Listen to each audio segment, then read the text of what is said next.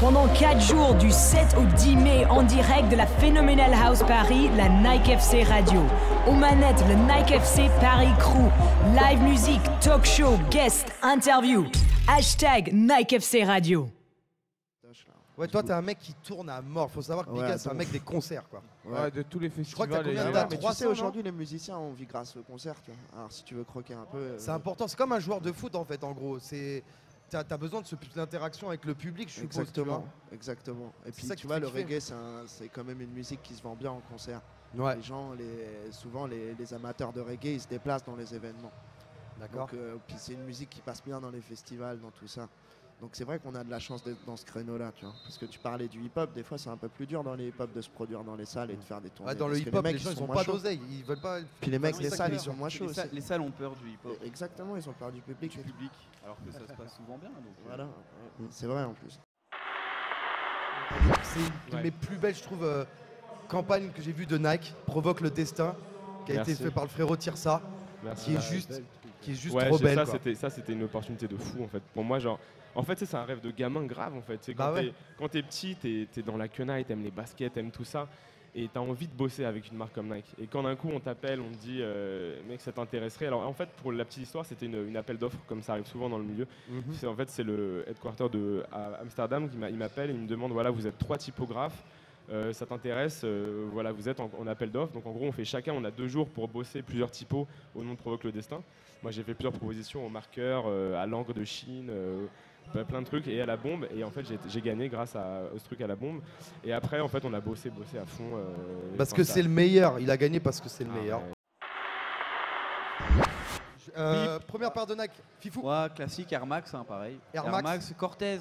Ouais, j'aime quand c'est sobre. Je suis dans le blanc aussi. Air Max blanche. C'est voilà, à fond. Oui. Air Max. Et toi, tire ça. Moi, je crois me rappeler que c'est une paire de Cortez en fait. Après, je me rappelle que quand j'étais petit peu, c'était plus entre Air Max et Cortez que ça se jouait. Et après, tout ce qui m'a le plus marqué, je crois vraiment, c'est la Air Force One. Tu parlais de la blanche, la white on white. Là, je l'ai au pied tout de suite maintenant. Mais il y en a et beaucoup, en fait, le truc, c'est que j'étais habillé comme un carré, je pense. la New-Yorkaise, pareil. Comme mais vraiment les gros baguines machin. Et en fait, c'était le plus c'était blanc, mieux c'était. Et donc en fait, genre, bon, même si on n'avait pas assez de thunes pour s'en racheter à chaque fois, moi j'achetais comme ça, tu sais, des trucs là de blanco, tu vois, pour passer du cirage blanc, exactement. Non mais c'était des... Get them style ya jet. You know, hey. So me come in the bop on the rhythm on time. Come in the bop on the rhythm on time. Come in the bop, me come in the bop, me come in the bop on the rhythm on time. Come in the bop on the rhythm on time. Come in the bop on the rhythm on time. Come in the bop, me come in the back. Hey yo, from the radio station to the dance hall venue. Happier things are going on anywhere we pass. Joe, me post up this one for the posse and the crew. You listen, this a double just a son I get show. We see love body watching like a captain. Oh. Me inside you to never spit in all the soap. Every day me exercise and I practice the truth. Come listen, Mr. Bigger. Yo, hey. Hashtag Nike FC Radio. C'est les rôles. Tu vas prendre ma voix, je vais prendre la tienne. Ok. Non, attends. Ok. Mais je dois imiter des gens et faire blague. Si c'est ce que tu sais faire, vas-y. Parfait. Donc je vais prendre la voix de Laura. Merci beaucoup d'être venu le Whoop. Je suis très content de vous recevoir, ainsi que Tufa, le grand producteur de rap. Je suis très content de vous recevoir. Relax, Nous avec sommes 3X parce on que, air dans le Nike FC Radio. Big. Tu vois comment je maîtrise? Bah ouais, C'est lourd. vas-y, tu peux faire carrière comme ça, quoi, tu vois. Je sens qu'on va Je le sais. D'accord. Alors non, mais je qu'est-ce qui se passe là aujourd'hui? Alors il se passe que nous sommes avec Hugo tout seul, Malcolm du Whoop. Et enchanté. Je suis content de vous recevoir. Tu vas bien? Vous êtes venu à moitié, même à pire que moitié. On est venu à tiers. Oui, voilà. À tiers de ouf, qu'est-ce qui se passe? Là, c'est un lendemain de vendredi soir et ça, c'est pas bien. C'est pas faux. Le samedi après-midi. Ouais, d'où tu viens? Je suis canadienne anglophone. Ouais, mais est-ce que tu as tes papiers? Déjà. Quel papier? Mais ça, on ne demande pas cette question au Canada. Genre, je ne sais même pas ce que ça veut dire. Mais nous ne sommes pas au Elle a- Canada. Hey, Mais nous ne sommes welcome pas au here. Canada. Non, Alors, ouais, attends. je suis à moitié anglaise. Alors ouais, tu vois, European Est-ce que tu Union, peux tout nous ça. donner les grosses expressions canadiennes parce que ça nous fait bien rire? Ok, quoi, en français? Ouais, par exemple. Tu sais, dans ma cabane à sucre avec mon chum, là, avec notre sirop d'érable, là, je peux t'en gin tonic, tu veux-tu en lime là-dedans? C'est magnifique. Et puis ce soir, je vais chez moi dans mon appartement. C'est pas un joke, là, parce qu'il y a les Canadiens de Montréal contre le Boston Bruins. Et c'est le playoff de hockey sur glace. Exceptionnel là, à la fin de la saison. Ouais, au Trévise. Non, c'est au feu de la rampe. Non, c'est au Trévise. Ah ouais? On a bien taffé la promo. Mais non, ça a changé, c'est au feu de la rampe maintenant. Ok, c'est au feu de la rampe. Alors. Bah vous venez vers au Trévise, au feu de la rampe. Voilà. Choisissez, l'un des deux, ça va être cool. La semaine dernière, vous m'avez prévu une surprise, Eric et Ramsey sur scène, que je n'ai pas vu. Vous n'avez pas honoré cette surprise, messieurs. Parce qu'on est des gros mythos. Putain, mais vous l'avez trop bien joué, je suis venu. Mais il y avait vraiment un pote à moi qui s'appelait Eric et un pote à Malcolm qui s'appelait Ramsey, ils étaient là. Ah, c'est pour ça. Personne ne les a calculés d'ailleurs. Personne ne les calcule. Vous êtes allé au stade récemment? Moi, ça fait 6 mois. J'étais en début de saison, voir un match. Mais franchement, je préfère le regarder au stud avec les potes. Ça me fait plus rire. Bah, on va dire que le stud est comme un stade. Ouais, le stud est comme un stade. Exactement. Vous êtes allé au parc récemment ou pas? Moi, je suis interdit de stade. J'ai été trop violent. Du coup, je peux plus. Non, je suis jamais allé dans un stade de foot de ma vie. C'est pas vrai. Ouais. À part une fois au Stade de France en visite pour l'école. C'est de moi. Je te jure que c'est vrai. Pourquoi?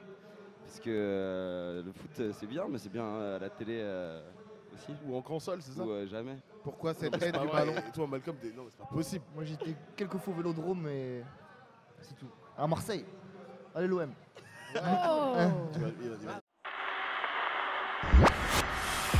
Hashtag NikeFC Radio. Là, on va parler avec Marc Boget. Salut Marc, Guillaume. tu vas bien? Salut Laura. Salut Marc. Est-ce que tu veux bien te présenter Je suis rédac chef de SoFoot notamment. Et, tu jouais aussi? On a joué aussi, on a Ouais. perdu comme Mickaël contre Colette et contre Fricotte de fait. Donc rédac chef de SoFoot et je m'intéresse aussi beaucoup au style, aux vêtements, à l'apparence. Tu as d'autres facettes, n'est-ce pas? Voilà, j'ai d'autres casquettes, comme on peut dire. C'est avec grand plaisir qu'on te reçoit aujourd'hui. Jay, je te laisse te présenter. Alors, moi, c'est plein de choses en même temps. J'ai un tattoo shop, un barber shop. J'ai longtemps travaillé dans l'automobile. J'ai toujours un petit peu d'influence dedans. Alors messieurs, Marc, Jay, dans un milieu extrêmement médiatisé, le football et certains de ses acteurs souffrent d'un fort désir d'identification visuelle.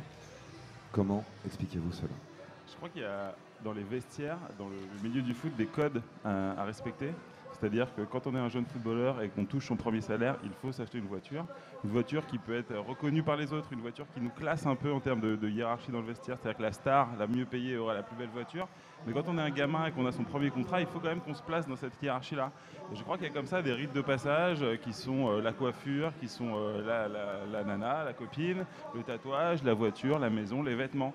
Et pour casser ces codes, il faut de la maturité, ça arrive plus tard. C'est-à-dire que les joueurs ont en général entre 20 et 30 ans, pour généraliser, et ne sont pas forcément armés pour se différencier dans le vestiaire. C'est comme ça que les codes se reproduisent, tous les codes esthétiques qui sont les voitures, les vêtements, les tatouages, les cheveux, tout ça on connaît. Et c'est une façon de se placer dans la hiérarchie du vestiaire. Quel est l'exemple qui t'a paru le plus ridicule, tiens, pour commencer? Le plus ridicule, un Cadillac Escalade entièrement vidé avec un siège monté au centre à l'arrière, juste pour écouter du son. Voilà. Donc elle marchait? Ouais. C'est-à-dire que la voiture ne servait à rien parce qu'elle était vide et elle pouvait se déplacer en posant un siège à la place du conducteur, mais qu'il n'y avait plus. Juste pour la déplacer, mais sinon la voiture restait à la maison dans un parking. Ok, presque juste pour l'idée, genre respect quoi. Je trouve ça incroyable. C'est du lâchage, c'est juste j'ai envie d'avoir le meilleur son dans ma caisse et donc j'aurai le meilleur son dans ma caisse même si je peux pas rouler avec. Même c'est plus vraiment une caisse. Voilà. Quels sont ceux qui ne maîtrisent absolument pas leur image? Je te laisse. Mickaël pour les amabilités. Je te laisse. Dès que ça taille, je peux pas prendre la parole tout de suite. C'est toi d'abord. Je taillerai après. Vraiment qui la maîtrise le moins, qui essaye mais c'est raté, qui ont envie mais c'est à côté. J'ai vu une photo hier très dure de deux joueurs de Ligue 1. Il y avait Kurt Zouma de Saint-Etienne et un coéquipier à lui, donc c'est pas forcément des stars, mais enfin ils étaient habillés un peu gala parce qu'il y avait une remise de trophées, etc. Et c'était un espèce de... Ça avait l'air d'une blague, d'un pari perdu. Il y avait une accumulation de pièces probablement italiennes, des plus horribles, avec des énormes boucles de ceinture, des jeans faussement usés, tu sais, mais la mauvaise usure. C'est celle qu'on voit souvent dans la grande surface du Canal Football Club le dimanche. Voilà, alors le Canal Football Club est un lieu d'anthropologie extraordinaire. Moi je travaille pas dans un magazine de foot, donc je les vois qu'à la télé. Et pour moi les deux plus dégueulasses de très très loin, désolé pour eux, c'est le mec de Montpellier, Cabella, c'est flippant. Et Thauvin. Thauvin, c'est carrément, c'est genre tout ce qu'il fait, faut absolument pas le faire si t'as bon goût en fait. C'est une horreur. Mais c'est l'accumulation de choses qui brillent. C'est vrai, non? Ah oui, Thauvin et Cabella, c'est monstrueux. Les pauvres, ils sont un peu plus médiatisés que les autres, donc j'imagine qu'il y a pire. Mais je connais pas l'effectif de Lorient, de Guingamp et compagnie, donc je vois les pseudo-stars de pseudo-haut clubs et c'est vraiment triste. Mais si, j'ai presque... Moi, je l'aime bien parce qu'il s'en fout. Non, mais il est doué, mais vraiment, c'est même pas genre, il essaye et puis il se rate. C'est pas un truc, j'ai l'impression que ça l'intéresse pas. On comprendra jamais ce gars. Il faudrait vraiment qu'il change de club pour qu'on le comprenne. Je pense que la vie n'intéresse pas Lionel Messi. Hein. Ouais. Le football l'intéresse. Le football l'intéresse et sa famille et le reste. La vie, non, c'est un mec qui passe 20 heures devant sa télé ou à jouer à la PlayStation. Mais c'est comme dans les zoos où tu as le plus bel animal, l'espèce de truc qui vit et mourra là-bas. Mais si, c'est un peu pareil. C'est l'Otari de Barcelone, il fait tout pour eux, il est l'image, il est tout, il est le meilleur. Mais il faudrait le sortir du zoo pour comprendre s'il existerait en tant qu'humain ailleurs, avec d'autres coéquipiers. Tu vois, il est né là-bas, ils l'ont shooté là-bas, il a appris à grandir là-bas. C'est assez bizarre comme personnage. Il a grandi là-bas. Hashtag NikeFC Radio. Eh ben, on est avec Franck, le cofondateur du magazine SoFoot et footeux dans l'âme. Et avec Thomas Njijol, supporter de foot. Et je crois que tu tapes un peu dans le ballon aussi, non? Ouais. Vraiment de façon occasionnelle, ouais. Je tiens à rectifier une petite chose que tu as dit tout à l'heure. Parce que je ne suis pas supporter de Paris parce que je suis né à Paris. Je suis né certes à Paris et j'ai toujours supporté le PSG, mais j'ai vraiment souffert. J'ai chialé, je me suis battu. Et j'ai failli me faire. C'était pas trop à la mode d'être parisien. Voilà, et j'ai quand même failli me faire casser la gueule par des skinheads. Donc à un moment donné, j'ai quand même le droit d'être survalidé d'avoir en VIP au parc. S'il y a bien quelqu'un qui a le droit aujourd'hui, c'est moi. Donc quand je vois la moitié des mecs qui sont là à se lever quand Paris marque, j'ai envie de leur dire, quand il y avait les skinheads qui étaient prêts à péter la gueule de ce petit noir de 9 ans, vous étiez où? Justement, le côté un peu plus sécurisé du parc, c'est devenu un peu un lieu, on disait tout à l'heure hipster, mais même un lieu familial, de sortie familiale. Est-ce que ça te plaît, toi, en tant que supporter, que ce soit un peu plus sécurisé? Bien sûr, mais comme tu l'as dit un peu plus, moi j'ai mes rêves de parano. Déjà, je suis noir et en plus, j'ai un passif houleux au parc. Et à l'époque, il faut savoir qu'au parc, quand tu partais 10 minutes avant la fin du match, et tu courais pour éviter la tribune Boulogne, en fait, parce que si tu tombais dessus, c'était la castagne. Donc non, je suis pas prêt à y aller encore en famille, en fait. La vraie vérité, c'est que j'y vais tranquillement quand je suis seul, parce que moi j'ai mes 2 bras et mes 2 jambes pour cas de problème, mais y aller avec les enfants, pas encore. Je suis allé une fois en fait avec mon neveu et ma nièce, mais je peux vous dire que j'étais un tigre. Mais c'est juste les mauvais souvenirs en fait. C'est les traumatismes. Ouais. Ah oui, je suis totalement traumatisé, comme je l'ai dit. Moi, je vais voir un psy, j'ai aucune honte à le dire, mais oui, non, j'ai des traumatismes. J'arrive jamais à savoir si tu es sérieux ou si tu... C'est ma grande force comique. Et un bon souvenir alors de stade, un bon souvenir de... J'en ai tellement, putain. Mais mon plus beau souvenir, c'est pas le Parc des Princes. C'est au stade de Maison-Alfort de la Jama, qui était mon club d'enfance. Et c'est la première fois que mon père vient me voir jouer au foot, parce que mon père méprisait totalement ma carrière footballistique. À tort. À tort. Et le jour où il vient me voir, on joue contre Ivry, il nous manque un joueur. C'est terrible. Et là, ton père rentre sur le terrain. Non mais attends, c'est terrible. L'histoire est extraordinaire parce qu'on joue le titre. On joue le titre, il nous manque un joueur. C'était un club de banlieue, bon c'est terrible. Et là on joue à 11 contre 10 pendant tout le match. Et à un moment donné, je prends les choses en main. Du milieu de terrain, je fais un truc... Non, pas du milieu de terrain. On me fait une passe en retrait à l'entrée de la surface. Je suis droitier, je mets une frappe du gauche en lucarne. C'est incroyable de voir un stade de banlieue minable en pierre vibrer comme si on était au Camp Nou. Et là, sur ça, pris d'une joie absolue, voyant un peu mon père qui esquisse un sourire, je décide de prendre la balle du milieu de terrain et je dribble toute l'équipe. Et là, je peux vous dire que j'ai jamais eu un orgasme pareil en football. Là, j'étais à mon paroxysme. J'avais 15-16 ans. J'ai jamais reconnu une telle joie dans aucun stade de foot. Et j'ai fait des matchs importants. J'ai vu la bicyclette d'Mboma au Stade de France contre l'équipe de France. En tant que Camerounais, je peux vous dire que ça fait quelque chose. J'ai vu des matchs extraordinaires du PSG, mais j'ai vécu un truc de l'intérieur que jamais je pourrais vivre. Non, je trouve que les médias sont très sévères avec Samir Nasri. Un mot justement sur qui est un très grand joueur. Sur le traitement que les médias ont réservé à l'équipe de France, à certains joueurs du PSG. Est-ce que certains journalistes s'emballent un peu en faisant des unes constamment sur les déclarations ou les sorties de certains joueurs? Est-ce qu'on s'en fout pas un peu à un moment? Là, tu veux parler du côté un peu... on va dire pipolisation de la presse sportive. Les sous-textes sont toujours très violents quand on commence à parler. Quand on fait le procès de Samir Nasri, on ne fait pas simplement que le procès de Samir Nasri. On sait très bien. C'est plus un procès de la jeunesse. Ben oui. Oui, il y a une espèce de truc un peu conservateur dans la presse sportive, avec des journalistes qui sont souvent un petit peu effectivement d'une génération de nos parents, avec la mentalité de nos arrière-grands-parents. Donc c'est parfois un peu compliqué. Il y a un côté c'est pas bien, les jeunes ils représentent pas ce qu'il faudrait pour l'éducation, etc. Comme si les footballeurs devaient être les porte-drapeaux en fait d'une du génération. Moment où on commence à parler surtout comme s'ils devaient être nos éducateurs. Enfin, je veux dire, moi j'ai une petite fille, elle a 7 ans. Je lui dis pas l'exemple et la personne qu'il faut absolument que tu suives, c'est un footballeur. Elle aime bien le football et je lui explique ce que c'est que le football. Et le football, c'est le football. C'est pas l'école. Hashtag NikeFC Radio. Pardon. Alors c'est une émission spéciale PSG et on a réuni les fervents supporters du PSG qui font partie du Nike FC Paris Crew. À ma droite, Malik Bentala. Ça va Malik? Salut, ça va et toi? Cool. J'ai enfilé mon maillot. Très joli. Calme. Oumar, qui est en train de live tweeter. Comme tout le temps. Tout le temps, toujours connecté. Rimka, aussi connecté. Toujours. Dinos, qui vient de nous rejoindre, qui s'est pris un petit peu la plume mesquine. Trempé. Totalement trempé. Michael et Guillaume, le binôme inséparable du Nike FC Paris Crew.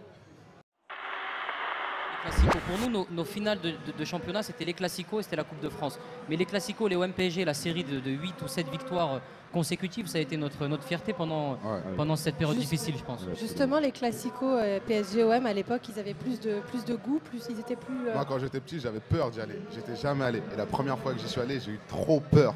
Et c'était une des premières fois que je suis allé, j'étais vraiment petit et il y avait Ronaldinho encore et c'était un de mes plus grands souvenirs. Il avait des gants Nike et quand le match il est fini, le lendemain je voulais les mêmes gants. Pour moi les Classicos ils ont toujours une saveur. Malgré ils ont toujours. Que genre Marseille sont moins forts tout ça, mais en vrai tellement on les déteste que même dans l'état, en vrai, tant qu'on peut les taper jusqu'à la fin des temps, on les tape. Exactement. Il n'y a pas d'époque. La différence, c'est que bon, on jouait pas le titre. Très peu de saisons, on a joué le titre sur les années précédentes. Donc forcément, aujourd'hui, il y a un petit problème de riche, on va dire. Où voilà, les Classicos, il y a un petit niveau en dessous, on va dire. Nous, on calcule un petit peu moins que les Marseillais.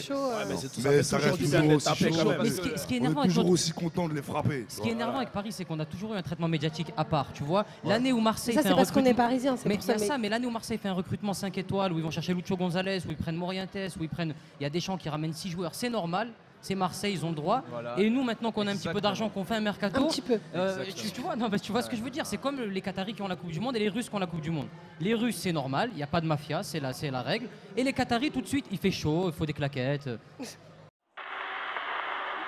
La fin de saison de Laurent Blanc, qu'est-ce qu'on en pense? Bon bilan, est-ce qu'il doit partir? La saison, elle est bien, mais la fin de saison, elle n'est pas bien. Je trouve que même le titre, quand on le prend, la dernière fois, j'en parlais avec des gens. Ouais, mais vas-y, vous commencez à faire les riches, vous n'êtes jamais contents, vous êtes champion. Mais franchement, perdre à domicile contre Rennes comme des tocards et faire genre parce qu'on est champion, on s'en fout. Non. Vous étiez au parc? Qui était au parc? J'étais au parc. Encore une parenthèse. La mairie de Paris, elle est interdite de célébrer. Nasser Eddy, on ne célèbre pas. Et l'enculé de Thiriez, il n'amène pas le trophée. Tu veux que les gens ils fassent quoi? Il n'y a pas de trophée, ils perdent. C'est une raison pour perdre. Non, je parle pas des joueurs, je parle de nous. Non, moi je parle des joueurs. Pourquoi ils ne sont pas à perdre un match comme ça? Les joueurs depuis Chelsea, ils sont. Mais les joueurs, bah voilà. Donc là, Chelsea, c'est terminé. Là, on rebondit sur Laurent Blanc. Le mec, dès qu'il appuie Zlatan, il n'a pas d'équipe. Donc c'est un problème. Si déjà tu dépends de ton meilleur joueur et que tu n'as pas les ressorts pour motiver les autres, il y a un problème. Pour l'instant, il avait fait un truc quasi parfait. Et même moi, qui suis un anti-blanc de base, j'arrivais à changer d'avis au fur et à mesure. Sa saison, non, on parle de blanc, on parle de Laurent Blanc. Excusez-moi. Sa saison, elle marche avec Mota. Ancelotti, il n'a jamais eu Mota. Il a Mota, ça change d'équipe. Mais pourquoi aujourd'hui ça se retourne contre lui? Parce que quand il arrive aujourd'hui, ça me rappelle Domenech en 2006, quand c'est Zidane, Vieira, Thuram qui font l'équipe. Aujourd'hui à Paris, qui gère le collectif, qui gère le vestiaire? C'est Zlatan, c'est Mota, c'est Silva. Quand Zlatan, Thiago Motta et Silva ils disent aujourd'hui on en a marre, Laurent Blanc il va aller les voir, il va leur dire non les gars réveillez-vous. Mais jamais de la vie. Ancelotti va les voir. Ancelotti va les voir et c'est là qu'un Comboiré, un Laurent Blanc et un Ancelotti, c'est ça la différence. Il gagne moins de gens arqueux. Bien sûr. Il n'a pas de... Vas-y. Il paraît même que entre les deux matchs de Chelsea, il n'y a pas de tactique. Il n'y a pas de tactique. Bien sûr. C'est incroyable. Ça n'existe pas ça. On est en quart de finale de Champions League. Ça veut dire quoi? Ça veut dire que il est tranquille puisque c'est comme si que la responsabilité elle n'est pas sur son dos. Parce que c'est Ibra, Silva et Mota les boss du vestiaire. Mais c'est pas normal ça. Tu ne peux pas accepter ça. Tu es un vrai coach. Tu ne peux pas accepter ça. Hashtag NikeFC Radio. Alors toi, tu as commenté le tournoi hier? Exactement, tournoi influenceur avec une grosse équipe de la MJC. Oui. Non mais c'est une grosse Jam, la meilleure équipe, c'est Def Jam. Et une grosse équipe de Def Jam. Une grosse équipe Tiller aussi. Équipe, mais les vainqueurs, c'était Fricotte. Les vainqueurs, c'était Fricotte. Il y avait l'équipe de Rimka aussi. Oui, l'équipe Rimka, très bonne équipe. Qui a joué ici autour de la table? Rimka, il s'est fait carotte comme moi. Faut pas commencer les derniers. Il faut commencer à sortir l'animosité des gens parce que là, il y a beaucoup de déçus autour de la table. Ouais, non, mais notamment Def Jam. Vous avez pris ça hyper au sérieux. J'ai vu ceux qui jouaient. C'était du sur-sérieux. Franchement, on n'était pas là pour perdre. C'était nous la meilleure équipe, mais on s'est fait rodka. On a perdu aucun match, mais on n'était pas qualifié. C'est pas du jeu. Un match nul, on est éliminé. Incompréhensible. C'est pas normal. On gagne un match, mais comme on n'a pas mis le deuxième but... Non, t'as pas compris. On gagne 2 matchs. 2 matchs. On fait un match nul, on est éliminé. D'accord, il y avait un complot anti-Def Jam dans le tournoi. Mais tranquille. D'accord. Et puis, il n'y a personne de Yard ici sur le plateau. Il y avait un team Yard aussi, quoi. Hey, Tom! Yard, comment ils sont Tom qui n'a pas joué parce qu'il a... Et Johan, il a joué. Yard, Tom, il a une maladie imaginaire déjà. Allez, même pas sur le plateau. Bien. Yard, des gros tireurs de maillot. Tireurs de maillot incroyables. Alors déjà, pourquoi tu dis où? Mais nous, on est en finale déjà. On vous a tapé. Et autour de cette table... il n'y avait personne en finale. Il n'y avait que Yard. Respecte-nous, vos tournois truqués. Tournoi chelou en finale. Attends. Vos tournois truqués là. T'as vu notre jeu, frère. Deux victoires, un match nul, on est éliminé. C'est que Yard est en finale et aucun d'entre vous ici sur la table. C'est normal, t'organises. en finale. C'est des tournois truqués. T'organises le truc, t'es en finale. Ok, on va se calmer là. Parce que là... C'est toi qui as truqué. Non, on n'a rien truqué, on était 4 sur le terrain. C'est Sepp Blatter, tout ça. Et on a fait du sale. Bon, voilà.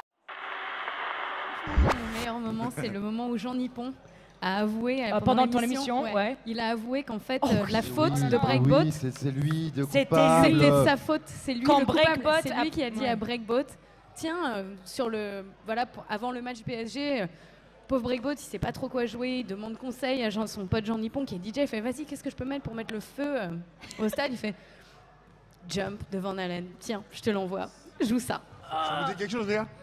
Ça vous dit quelque chose?